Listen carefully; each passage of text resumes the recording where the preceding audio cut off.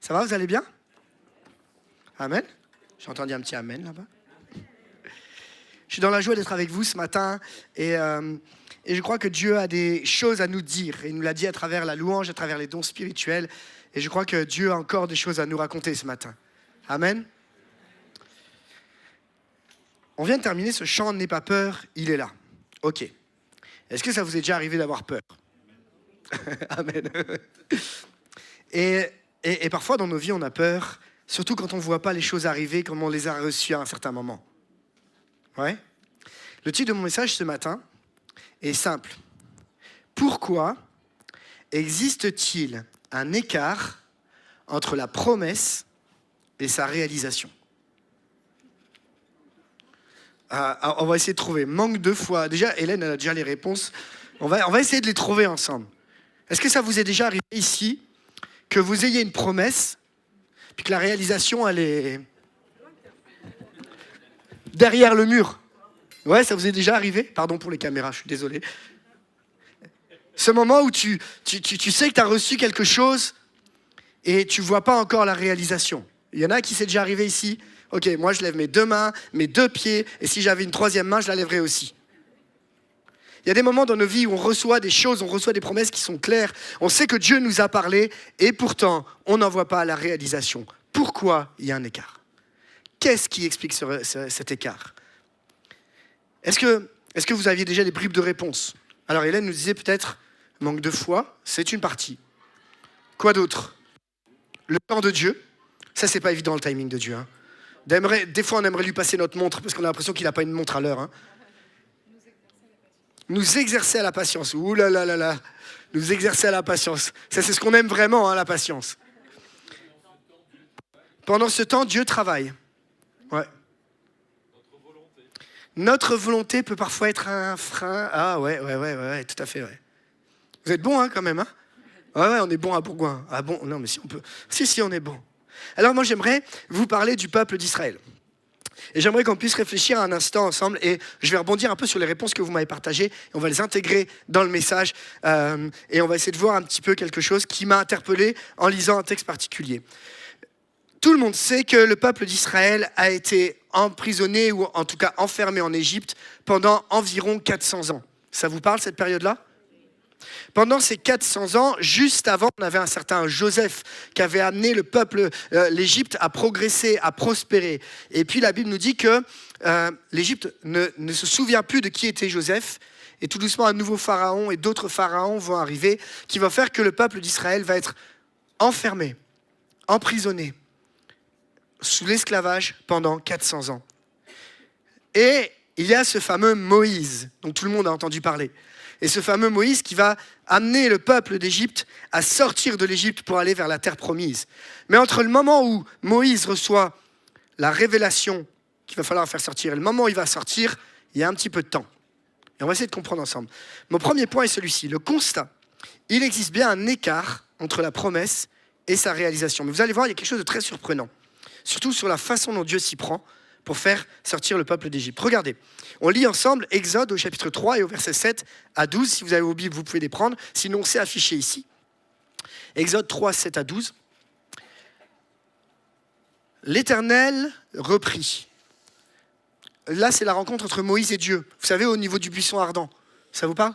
Donc l'Éternel reprit. J'ai vu la détresse de mon peuple en Égypte et j'ai entendu les cris que le font pousser ses oppresseurs. Oui, je sais qu'il souffre. C'est pourquoi je suis descendu pour le délivrer des Égyptiens, pour le faire sortir d'Égypte et le conduire vers un bon et vaste pays, un pays ruisselant de lait et de miel, celui qu'habitent les Cananéens, les Hittites, les Amoréens, les Phéréziens, les Héviens et les Yébousiens. À présent, les cris des Israélites sont parvenus jusqu'à moi, et j'ai vu à quel point les Égyptiens les oppriment. Va donc maintenant, je t'envoie vers le Pharaon pour que tu fasses sortir d'Égypte les Israélites, mon peuple. Moïse dit à Dieu, qui suis-je moi pour aller trouver le Pharaon et pour faire sortir les Israélites d'Égypte? Sache que je serai avec toi, lui répondit Dieu. Et voici le signe auquel on reconnaîtra que c'est moi qui t'ai envoyé. Quand tu auras fait sortir le peuple hors d'Égypte, vous m'adorerez sur cette montagne-ci. Amen. On est tous d'accord que la promesse, c'est quoi? Enfin, dites-moi, c'est quoi la promesse pour le peuple d'Israël maintenant? sortis d'Égypte. On est tous d'accord? Pour aller où? Vers la terre promise. Sortis d'Égypte, terre promise, pays où le lait et le miel coulent, merveilleux, extraordinaire, même s'il est parlé des Cananéens, des Hittites, etc. Mais une vraie sortie possible d'Égypte. Ok. Maintenant, j'aimerais vous montrer la façon dont Moïse va présenter cette même promesse à Pharaon. C'est pas exactement pareil. Regardez avec moi. Regardez. On lit ces 3 textes qui vont suivre. Après cela, Moïse et Aaron se rendirent auprès du Pharaon et lui dirent « Voici ce que dit l'Éternel, le Dieu d'Israël. Laisse aller mon peuple. Pour quelle raison? Pour qu'il célèbre une fête en mon honneur dans le désert. » Vous êtes d'accord que ce n'est pas la même chose que la promesse d'avant? Est-ce que vous êtes vraiment d'accord? Ce n'est pas écrit les mêmes paroles. On ne parle pas de pays où coule le lait et le miel. Et comme ça ne suffit pas, il va le répéter 4 fois. Mais je vous en ai mis que 3 fois. Ils reprirent: le Dieu des Hébreux nous a apparu. Permets-nous donc d'aller 3 journées dans le marche, dans le désert, pour offrir des sacrifices à l'Éternel, notre Dieu, pour qu'il ne nous frappe pas par une épidémie ou par la guerre. Et enfin, Exode 8, 23, nous irons à 3 jours de marche dans le désert et nous offrirons des sacrifices à l'Éternel, notre Dieu, comme il nous l'a ordonné. J'ai donc une vraie question. Pourquoi la promesse que Dieu a promis au peuple d'Israël, c'est le pays où coule le lait et le miel, et que Moïse dit à Pharaon, 3 jours dans le désert pour aller adorer Dieu? Pour moi, il y a un truc qui ne colle pas. Ce n'est pas la même chose. La façon dont la promesse se réalise ne passe pas sur la même façon que ce qu'on aurait pu imaginer ou ce que le peuple de Dieu aurait pu imaginer. Vous me suivez? Ça ne ressemble pas. Pourquoi ça ne ressemble pas? Pourquoi ce n'est pas la même chose? Et pourquoi la promesse passe forcément par 3 jours minimum de désert? Pourquoi, à un moment, il y a une différence entre la promesse et la façon dont ça va se passer? L'interprétation? Alors, est-ce que c'est une bonne remarque parce que je me suis mis la même question. Est-ce que Moïse a mal compris les paroles de Dieu? Je pense pas, c'est pas possible. La stratégie de Dieu ou de Moïse? De Moïse. C'est-à-dire que Moïse donne une stratégie qui ne ressemble pas exactement, mais qui va y arriver, peut-être. On va essayer de réfléchir à ça. On y réfléchit. Il adapte son discours par rapport au Pharaon. Ou c'était certainement une étape. Ou la peur. La peur de quoi, du coup? La peur de... Il ne peut pas dire le pays où coule le miel, parce que Pharaon est riche et Pharaon est censé donner au peuple... Donc Moïse aurait d'une certaine façon peut-être peur de ne pas dire toute la vérité. C'est surprenant quand même. Ça, vous avez jamais posé cette question? Du coup, c'est venu me chercher un petit peu. Et je me suis posé la question, pourquoi justement? Quelles sont les raisons qui poussent Moïse à dire, voilà le pays où coule le lait et le miel, voilà le chemin pour arriver. Et le chemin pour y arriver, c'est pas la même chose que ce que je vous ai dit dans la promesse. Et juste avant d'essayer de trouver des raisons qui vont s'apparenter à ce qu'on a partagé ensemble, j'aimerais juste dire que parfois dans nos vies, Dieu nous donne des promesses, mais la façon dont elles s'accomplissent ne ressemble pas à ce que toi t'avais prévu. Et pourtant, c'est quand même Dieu qui en a l'origine. Parfois, dans ta vie, il y a des promesses que Dieu a dit, c'est comme ça, et c'est là où je veux t'emmener. Mais le chemin pour y arriver, le moyen pour atteindre la promesse, ne ressemble à rien de ce que toi, tu aurais imaginé, même de ce que Dieu a dit, en tout cas de ce que tu as compris que de ce que Dieu a dit. Et ce que j'aimerais qu'on comprenne ensemble, c'est comment, à travers cet écart entre la promesse et la réalisation de la promesse, comment on vit, nous, là, tout ça? Comment toi et moi, je comprends cette situation? Comment et pourquoi Moïse décide de dire « Ok, voilà le pays, on va aller passer 3 jours dans le désert, on discutera après ». On va essayer de comprendre ensemble. Mais clairement, ça nous amène sur un terrain personnel de nos vies. C'est qu'il y a bien un écart entre la promesse et la réalisation. Et que Dieu va nous engager ce matin à dire « Qu'est-ce que tu fais de cet écart? Comment tu le vis? Et où est-ce que tu veux aller ?» Et comment tu gardes la promesse que Dieu a donnée? On est tous d'accord qu'à la fin de l'histoire, quand vous tournez quelques pages, ils arrivent bien dans le pays promis. Quoique, qui est-ce qui rentre dans le pays promis? 2, Josué et Caleb, qui ont gardé la promesse. Parce que l'écart a été très très long. Et pourtant, ils ont gardé la promesse. C'est pas la thématique de Josué et Caleb ce matin, mais la promesse va quand même se réaliser. C'est ça qui est important. J'aimerais vous proposer 4 raisons qui vont nous expliquer pourquoi Moïse présente la réalisation de la promesse de cette façon-là. On y va ensemble? Et ça va rejoindre un peu les pensées que vous nous avez apportées. Première raison, Dieu souhaite que nous changions de domination spirituelle. Dieu souhaite que nous changions de domination spirituelle. La réalité, c'est que Moïse va confronter l'autorité du Pharaon. Pourquoi ? Parce qu'à ce moment-là, Pharaon, ce n'est pas un serviteur comme n'importe qui. Son pouvoir, son autorité était suprême. Il n'y avait ni constitution, ni loi, ni législature supérieure, et même vaguement égale à lui. On disait même que le Pharaon, c'était un enfant du soleil. Il était ami des plus grands dieux égyptiens de l'époque. Il s'asseyait avec eux dans leur propre temple. À côté, sur un ancien temple égyptien, il a été retrouvé cette écriture concernant Pharaon. « Je suis ce qui était, est et sera, et nul homme n'a levé mon voile. » C'est ce qui était dit de Pharaon. Pharaon n'était pas un homme ou un dirigeant quelconque. Aux yeux du peuple d'Égypte, c'était Dieu. C'était Dieu. C'est lui qui disait et c'est lui qui accomplissait. Il avait le pouvoir de vie et de mort. Souvenez-vous ce qui se passe avec Moïse, juste avant que Moïse soit sauvé des eaux. Pharaon est une autorité spirituelle. Pharaon est quelqu'un qui, dans son pays, est plus important que n'importe quel autre dieu. Et les Égyptiens validaient cette réalité. Et vous savez, Moïse, quand il arrive, il sait très bien à qui il s'adresse. Il ne s'adresse pas à un dirigeant quelconque. Moïse a connu Pharaon. Pourquoi ? C'était son beau-père. Son papa par alliance, son papa d'adoption. Donc il sait très bien qui il est. Et il sait très bien aussi que Moïse arrive avec l'autorité du Dieu vivant et il va confronter l'autorité d'un Dieu humain, mais qui se prend pour Dieu et qui peut agir sur les gens. En réalité, je crois que la première raison de cet écart concerne l'autorité qui nous gouverne et qui domine sur nos vies. Quand on passe par des moments où on a reçu des promesses et que l'ennemi essaie de nous assaillir, l'ennemi essaie de nous faire douter, quelle autorité essaie de dominer sur notre vie ? C'est l'autorité de l'ennemi. C'est l'autorité d'un pharaon spirituel. Et on sait très bien que dans la Bible, le pharaon est souvent pris en parallèle avec ce que l'ennemi fait.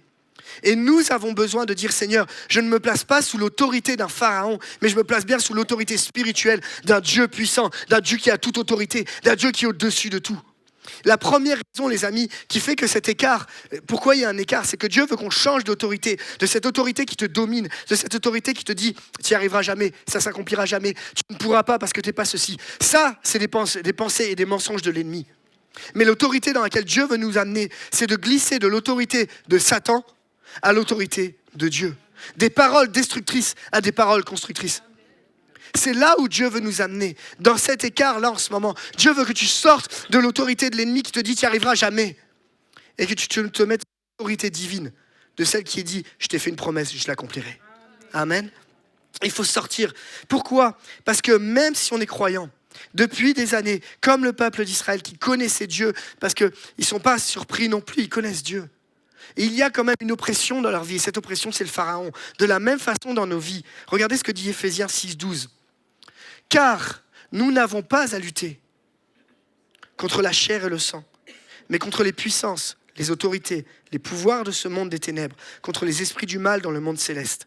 C'est pourquoi endosser l'armure que Dieu donne afin de pouvoir résister aux mauvais jours et tenir jusqu'au bout après avoir fait tout ce qui était possible. Amen. Je sais que la difficulté ou la promesse que tu attends, pour l'instant, elle tarde. Mais n'oublie jamais que l'ennemi va utiliser ça pour te faire douter sur l'autorité et la puissance de Dieu. Et c'est personne d'autre que l'ennemi. On ne parle pas de possession ici. On parle bien d'oppression spirituelle. Et l'oppression spirituelle, c'est ce qui fait abandonner les croyants. Mais nous croyons et nous savons que quand on se met sous l'autorité divine, et c'est ce que Moïse a fait, il a confronté l'autorité de Pharaon face à l'autorité divine. Ça n'a pas été sans mal, mais il l'a fait. Et à la fin, c'est Dieu qui a gagné. Amen. Reste focus. Dieu nous encourage, même quand on ne va pas bien, même quand on ne voit pas cet écart-là, à comprendre qu'on change d'autorité et on se met sous l'autorité de Dieu. Amen. Raison numéro 2, Dieu souhaite que nous rencontrions le Dieu de la promesse avant la promesse. Moïse va amener le peuple d'Israël au Dieu de la promesse avant de l'amener à la promesse. Pourquoi ? Parce que si Moïse avait amené les gens d'abord à la promesse, avant le Dieu de la promesse, il y a toujours un risque d'idolâtrie. Pourquoi ? Parce que tu vas idolâtrer d'abord la promesse, avant de connaître vraiment qui est le Dieu de la promesse. Et ce que Moïse veut nous amener à comprendre ce matin, à travers cet exemple-là, c'est qu'à chaque fois que la promesse passe avant le Dieu de la promesse, il y a un danger. Regardez, vous avez tous déjà découvert ça. Des gens qui sont venus dans l'église, qui ont rencontré Jésus à travers un miracle, à travers quelque chose de fort, à travers quelque chose de fort avec Dieu, et après qui ont abandonné la foi. C'est-à-dire que ça a été un instant T, ça leur a fait du bien un instant T, c'était une expérience, mais ça n'a pas amené à un changement radical de vie. Et je crois que ce que Dieu veut nous amener à comprendre chacun d'entre nous, c'est que dans cet écart entre la réalisation de la promesse et la promesse, je crois que Dieu veut nous amener à comprendre que ce qu'on a besoin, c'est de rencontrer d'abord le Dieu de la promesse avant la promesse. C'est d'avoir ce temps de relation avec lui avant la promesse. Regardez ce qui va se passer avec le peuple d'Égypte. À chaque fois que le peuple d'Israël est sorti d'Égypte, à chaque fois, il a beau avoir été maltraité, abusé, il a beau être dans l'esclavage, il a beau avoir été méprisé, à chaque fois qu'il y a eu une difficulté dans le désert, la seule phrase qu'ils avaient à dire, c'était « Retournons en Égypte ». Vous êtes d'accord avec ça ? À chaque fois que le peuple d'Israël était confronté à une difficulté, ils nous ont dit « Il est où le pays du lait et du miel ?» Pourquoi ? Parce que je crois que le peuple d'Israël, à ce moment-là, a davantage voulu la promesse que le Dieu de la promesse. Et c'est un élément qu'on doit découvrir dans nos vies, les amis. Parfois, Dieu ne répond pas tout de suite parce qu'on a besoin de découvrir qui est le Dieu de la promesse, avant la promesse. On a un exemple même dans le Nouveau Testament. Vous vous souvenez les 10 lépreux ? Vous avez déjà entendu parler de cette histoire ? C'est l'histoire de 10 lépreux qui rencontrent Jésus. Et Jésus, dans sa grâce immense, va guérir les 10 lépreux. Les 10 lépreux vont partir. Et regardez ce que nous dit. L'un d'eux, quand il se rendit compte qu'il était guéri, revint sur ses pas en louant Dieu à pleine voix. Il se prosterna aux pieds de Jésus, face contre terre, et le remercia. Or, c'était un Samaritain. Il faut savoir que les Juifs et les Samaritains, ils ne s'entendaient pas à l'époque. Pourtant, lui, quand même, revenu à Jésus. Alors Jésus dit, ils sont bien 10 qui ont été guéris, n'est-ce pas ? Où sont donc les 9 autres ? Il ne s'est donc trouvé personne d'autre que cet étranger pour revenir louer Dieu ? Puis s'adressant à ce Samaritain, il lui dit « Relève-toi et va, parce que tu as eu foi en moi, tu es sauvé. » Amen. Voyez la différence entre être attiré ou attaché à la promesse plus qu'au Dieu de la promesse. Et je veux vraiment nous challenger ensemble. Oui, parfois, ça met du temps à arriver et on aimerait accélérer le timing divin. Oui, c'est une réalité. Mais Dieu nous encourage à dire « Reste attaché au Dieu de la promesse. » Parce que si tu as fait la promesse, ce n'est pas la promesse qui est importante, c'est le fait qu'il l'ait faite. Amen. C'est ça qui fait toute la différence. Je sais que c'est dur, je ne dis pas ça en mode « Ouais, les gars, tout va bien, par la foi, tout va bien se passer. » Non, c'est une réalité que je vis aussi. Je veux apprendre chaque jour à être attaché au Dieu de la promesse, plus qu'à la promesse. Ça ne veut pas dire que la promesse n'arrivera pas. Amen. Est-ce qu'on peut aller sur la raison numéro 3 ? Dieu souhaite que nous ayons une vraie rencontre avec lui. C'est la suite logique. Ok, on a vu ensemble que le peuple d'Israël, à chaque fois qu'il se retrouve face à une difficulté quand il est dans le désert, qu'est-ce qu'il dit ? À chaque fois qu'il est dans le désert et qu'il y a une difficulté, qu'est-ce qu'il dit ? On retourne en Égypte, parce que c'était mieux là-bas. Ok, prenons Moïse maintenant. Moïse, il a connu l'Égypte. Vous êtes d'accord avec moi ? Moïse, il a connu plus que l'Égypte. Il a connu la gloire de l'Égypte, parce que c'était le fils adoptif du Pharaon. Moïse, il a connu quoi ? Il a connu le palais de Pharaon. Il a connu le lait et le miel en Égypte. Est-ce que vous avez déjà entendu Moïse dire « retournons en Égypte » ?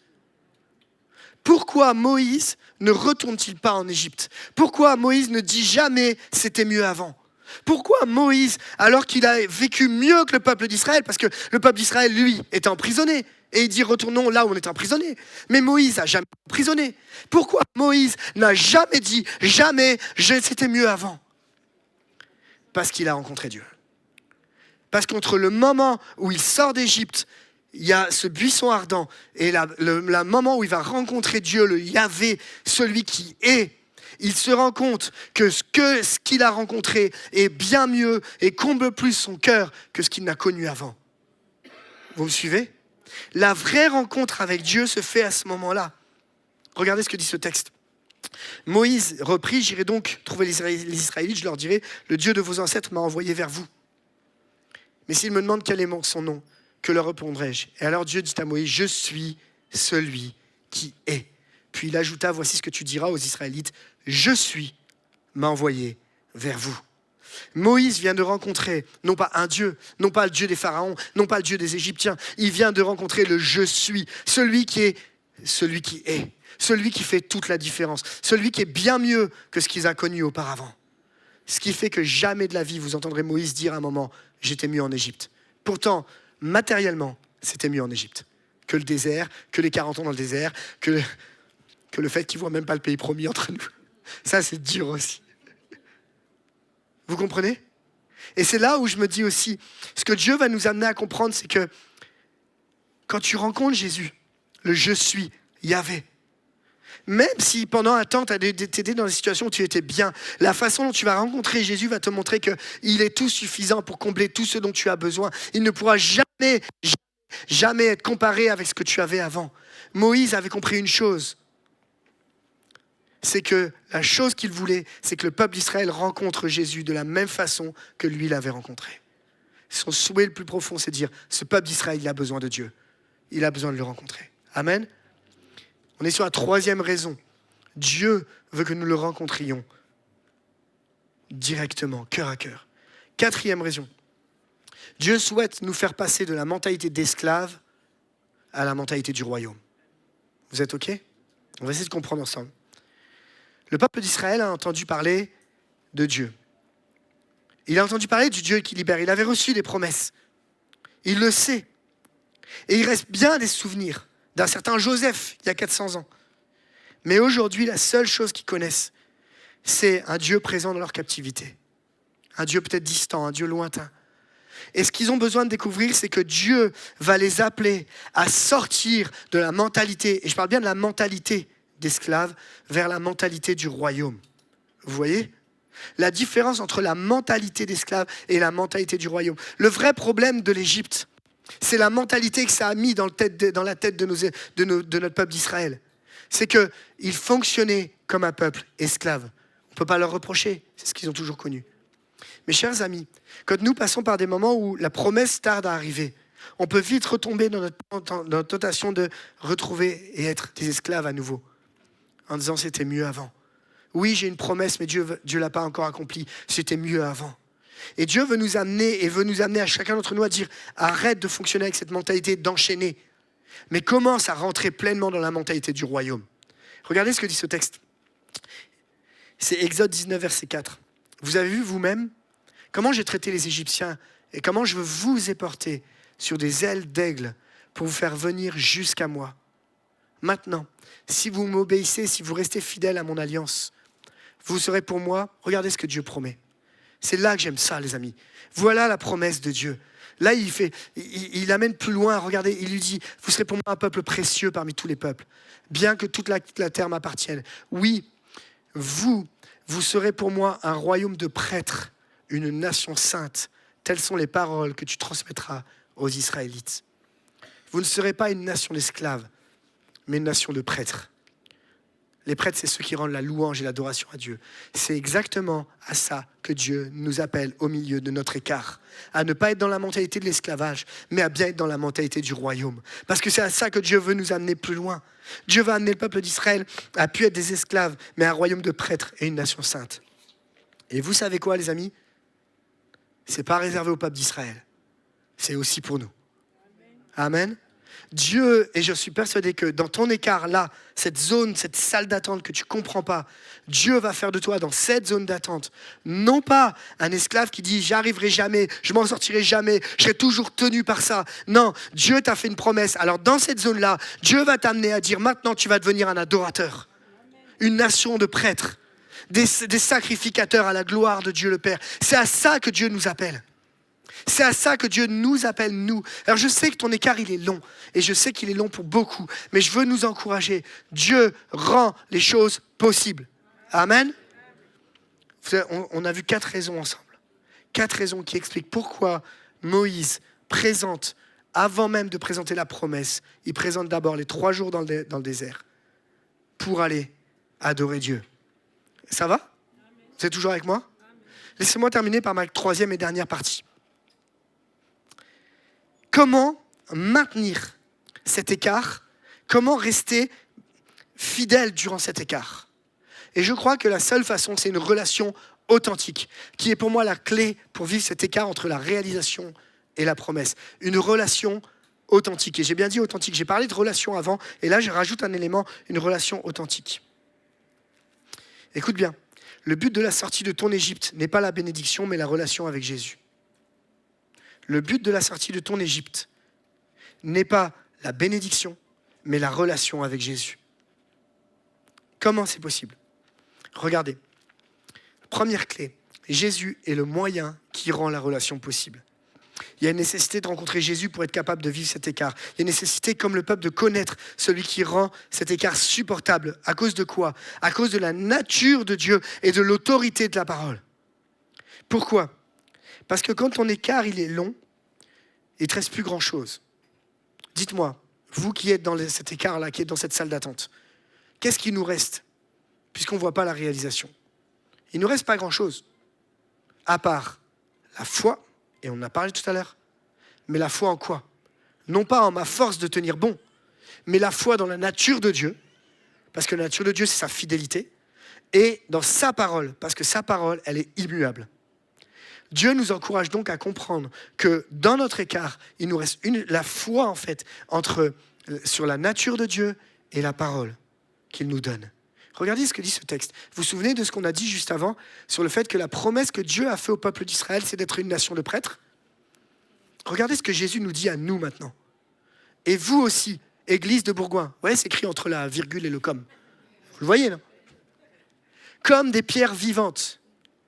Vous qui formez un temple spirituel, édifiez-vous pour constituer une sainte communauté de quoi ? C'est bien le même prêtre qui était dans l'Ancien Testament, vrai ? Chargé de quoi ? De lui offrir des sacrifices spirituels qu'il pourra accepter favorablement. Comment ? Le moyen ? Par Jésus. Voici en effet ce qu'on trouve dans les Écritures à ce sujet. Moi, je place en Sion une pierre angulaire choisie d'une grande valeur. Celui qui met sa confiance en elle ne connaîtra jamais le déshonneur. J'ouvre une parenthèse, puis je lis la fin du texte après. La pierre angulaire, c'est qui ? C'est Christ. C'est Jésus. Pourquoi ? Parce que la pierre angulaire, c'est la pierre qui fait que tout l'édifice tient bien. Si tu la retires, ça tombe. C'est comme les murs porteurs chez nous. Si tu les retires, ça tombe. Et la réalité, c'est que Dieu est en train de nous dire, voilà la promesse. Jésus est la pierre angulaire qui va te permettre de ne pas tomber dans ton écart. Jésus est la pierre angulaire qui va te permettre de tenir bon même quand la promesse elle tarde. Jésus est la pierre angulaire qui va te permettre d'avoir une solide fondation même si tu ne le vois pas tout de suite. On continue à lire le texte ? Pour vous donc qui croyez, l'honneur. Je remets juste peut-être au-dessus. Celui qui met sa confiance en elle ne connaîtra jamais le déshonneur. Pour vous donc qui croyez, l'honneur. Mais pour ceux qui ne croient pas, la pierre que les constructeurs ont rejetée est devenue la pierre principale, la pierre d'angle, une pierre qu'on heurte, un rocher qui fait trébucher. Parce qu'ils refusent de croire à qui ? La parole, l'autorité de la parole. Il leur arrive ce qui était prévu pour eux. Ils tombent à cause de cette pierre. Mais vous êtes un peuple élu. Une communauté de rois prêtres, une nation sainte, un peuple que Dieu a pris pour sien, pour que vous célébriez bien haut les œuvres merveilleuses de celui qui vous a appelé à passer des ténèbres de l'Égypte à son admirable lumière, la grâce de Jésus. Amen. Vous voyez donc le parallèle entre ce qui se passe pour le peuple d'Israël et ce qui se passe pour nous aujourd'hui, peuple qui avons accepté Jésus comme Seigneur et Sauveur, qui croyons que Jésus a donné sa vie pour nous et qui aujourd'hui nous permet de louer et adorer avec une pleine et entière liberté. Voilà la promesse que Dieu a faite pour nous. Amen. Dieu nous encourage en nous disant que Jésus est le seul moyen qui, dans ton écart, dans ton incompréhension, va être la raison ultime de dire « Tiens bon, il est la pierre angulaire. » Et il fait de toi un royaume de prêtres. Amen. Deuxième élément de cette deuxième partie, la crainte de l'Éternel, ce qui rend la relation authentique. Regardez ce que dit ce texte. Moïse répondit, « N'ayez pas peur. Si Dieu est venu ainsi, c'est pour vous mettre à l'épreuve et pour que vous le craigniez afin de ne pas pécher. » Comment tenir dans l'écart entre la promesse et la réalisation ? Il y a une notion qu'on aborde beaucoup dans les églises ou qu'on aborde de moins en moins, ça dépend, sur la notion de la crainte de l'Éternel. Ça vous parle, la crainte de l'Éternel ? Et c'est intéressant de voir ce texte où Dieu va dire à Moïse, Dieu va transmettre un message à Moïse et Moïse va le transmettre au peuple d'Israël, sur lequel on voit deux éléments qui parlent de la peur. On a n'ayez pas peur et ensuite on a craindre, qui sont deux mêmes mots du même champ lexical de la peur. Vous êtes OK avec ça? Et pourtant, c'est deux mots différents. Est-ce qu'on peut ne pas avoir peur et craindre en même temps? Ça semble un peu surprenant. Et pourtant, dans la même phrase, Dieu utilise les deux termes. Je suis persuadé aujourd'hui qu'une des choses qui manque le plus à l'Église, c'est la vraie crainte de l'Éternel. Je suis persuadé. Mais la vraie, pas la peur de l'Éternel, mais la crainte de l'Éternel. Et c'est pour ça qu'il y a deux mots qui sont différents. Parce qu'il y a une vraie différence entre la peur de l'Éternel et la crainte de l'Éternel. Regardez cette définition que je trouve très intéressante de John Bevere, qui dit « La personne qui a peur de Dieu a quelque chose à cacher. » Comme Adam. Par contre, la personne qui craint Dieu n'a rien à cacher. Sa seule crainte, c'est d'être loin de Dieu. C'est bon, hein? C'est carrément pertinent. Et en fait, c'est très clair. Dieu ne t'appelle pas à avoir la trouille de Dieu. C'est pour ça qu'à chaque fois que tu t'approches de la Sainte Seine et que tu dis « je ne suis pas digne » et qu'est-ce qui va m'arriver si je prends la Sainte Seine? C'est pas ça. C'est pour ça qu'à chaque fois que tu viens dans la présence de Dieu et que tu dis « Seigneur, est-ce que tu vas pas me taper dessus parce que cette semaine, je n'ai pas été parfait ?» C'est pas ça. Ça n'a rien à voir avec ça, la crainte de l'Éternel. La réelle crainte de l'Éternel, chers amis, c'est de rentrer dans la présence de Dieu parce que je ne veux jamais être éloigné de cette présence. C'est ça la crainte de l'Éternel. C'est ce profond respect envers Dieu qui fait que tu ne veux pas vivre autre chose que la présence de Dieu parce que c'est celle-ci qui change les vies. La vraie crainte de l'Éternel, c'est ce qui fait que tu ne vas pas pécher parce que tu n'as pas envie d'être éloigné de Dieu. La vraie crainte de l'Éternel, c'est celle qui fait que tu gardes tes pensées pures. Parce que tu veux pas t'éloigner de la présence de Dieu. Et tu sais que le péché t'éloigne de la présence de Dieu. La vraie crainte de l'Éternel, chers amis, c'est un profond respect, une adoration profonde devant un Dieu qui a tout accompli pour moi. C'est la crainte de l'Éternel. L'Église a besoin de rentrer dans la vraie crainte de l'Éternel. S'il vous plaît, on n'est pas là pour avoir peur de Dieu. Au contraire, quand tu as péché, quand tu as chuté, approche-toi. Viens, demande pardon, expérimente la grâce. T'éloigne pas. Parce que la crainte de l'Éternel, c'est justement d'avoir peur de perdre la présence de Dieu. Amen. C'est la vraie crainte de l'Éternel. Et c'est ce que, en réalité, c'est ce que Moïse a voulu enseigner au peuple d'Israël. Que faisait Moïse? Moïse, il avait une relation, et Nathan nous en a parlé la semaine dernière. Et j'ai vraiment, c'était fort aussi sur la nécessité d'une plus grande intimité avec Dieu. Et le texte que Nathan prenait la semaine dernière, c'était de nous dire à un moment, Moïse allait voir Dieu et il parlait avec lui comme un ami. La réalité, c'est que Moïse avait la vraie crainte de l'Éternel. C'est cette communion et cette intensité de la communion. Et aujourd'hui, c'est possible par Jésus. À l'époque, il n'y avait que Moïse qui pouvait y avoir. Mais Nathan l'a bien dit la semaine dernière. Mais aujourd'hui, c'est possible. Pourquoi? Jésus nous dit, je ne vous appelle plus serviteur, je vous appelle ami. Et par le Saint-Esprit qu'il a placé en nous, nous avons cette intimité, cette relation, cette proximité qui fait que nous pouvons avoir une relation proche avec Dieu. Amen. Et c'est ça qui fait toute la différence. Alors je reviens sur mon thème. Oui, dans ton écart entre la promesse et la réalisation de la promesse, ne t'éloigne pas de Dieu, mais rapproche-toi de lui. Expérimente la crainte de l'Éternel. Ne cherche pas des solutions humaines qui te pousseraient à pécher. Laisse des solutions divines arriver. N'essaye pas de faire des choses comme le peuple d'Israël a dit, une fois que Moïse était où? À la montagne. On fait quoi? Ah, il met du temps à arriver, faisons un veau d'or.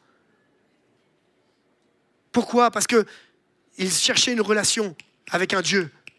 Ils voulaient cette relation avec ce Dieu. Et comme Moïse prenait du temps, ils ont créé leur propre Dieu. Vous comprenez? Et parfois, dans notre écart, on a un danger. C'est de dire, dans mon écart entre la promesse et la réalisation, il y a un danger.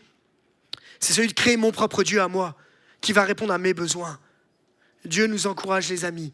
La vraie crainte de l'Éternel, c'est que tu n'en as rien à cacher. Ta seule crainte, c'est d'être loin de Dieu. Amen. Je termine avec ce troisième et dernier point. Je vais demander à l'équipe de louange si vous voulez bien monter. Il y a un point commun entre Moïse, le peuple d'Israël et le texte qu'on a lu de Jésus tout à l'heure, sur le rôle de Jésus.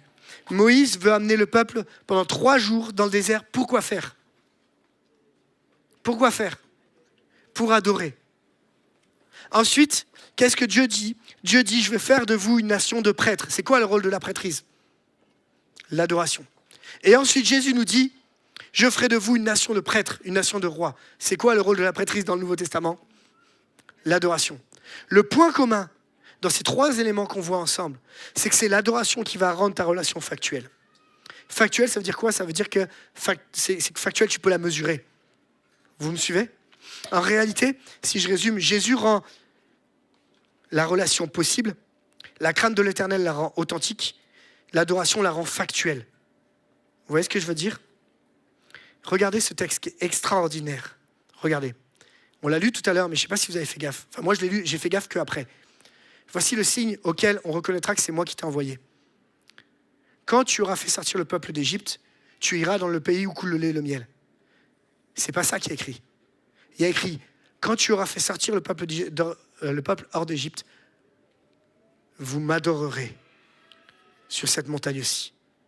Le signe qui prouve, qui atteste de la sortie d'Égypte n'est pas la promesse, mais l'adoration. Ce qui fait qu'à partir du moment où tu comprends que dans ton écart entre la promesse et la réalisation, tu commences à adorer Dieu même si tu ne vois pas, c'est là que tu prouves que tu as quitté la mentalité de l'Égypte. Parce que tu commences à dire, je vais adorer Dieu même si je n'ai pas la réalisation. Amen. Il n'y a pas le pays encore, il y a l'adoration avant le pays. Et Dieu nous encourage à être un peuple d'adorateurs en esprit et en vérité. Il n'y a pas de différence entre l'Ancien et le Nouveau Testament. Jésus va dire la même chose, juste avec d'autres mots. Et on en parlera la semaine prochaine sur être des adorateurs en esprit et en vérité.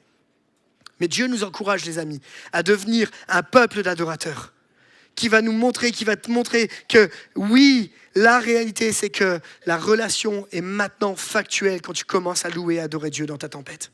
Amen. Je résume mon message, on peut commencer à jouer et on va prendre un chant ensemble. On va juste prendre un temps de prière avant, mais lorsque tu passes dans cette zone d'incompréhension entre la promesse et la réalisation, rappelle-toi que, 1, Dieu souhaite que tu changes de domination spirituelle. C'était ma première raison. Dieu souhaite que tu rencontres le Dieu de la promesse avant la promesse. Dieu souhaite que tu aies une vraie rencontre avec lui. Dieu souhaite te faire penser de la mentalité d'esclave à la mentalité du royaume.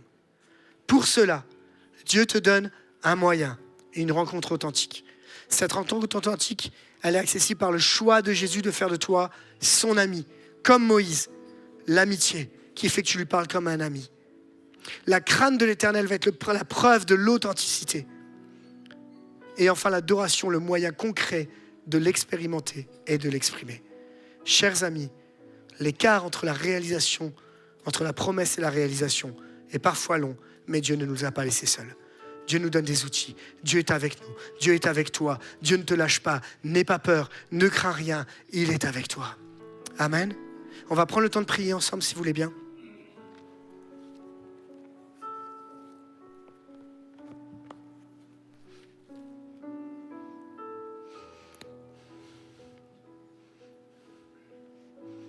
Jésus.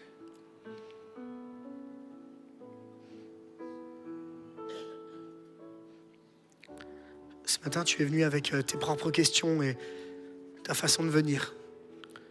Et ce temps-là qu'on va avoir, c'est entre toi et Dieu.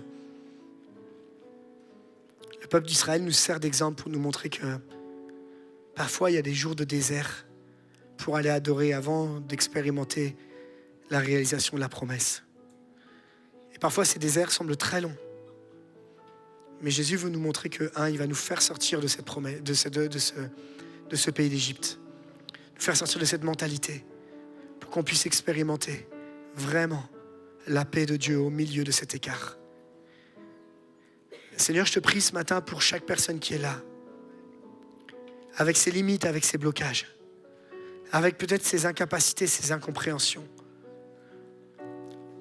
Seigneur, afin que dans la semaine qui va démarrer là, il puisse avoir une vraie rencontre avec Dieu.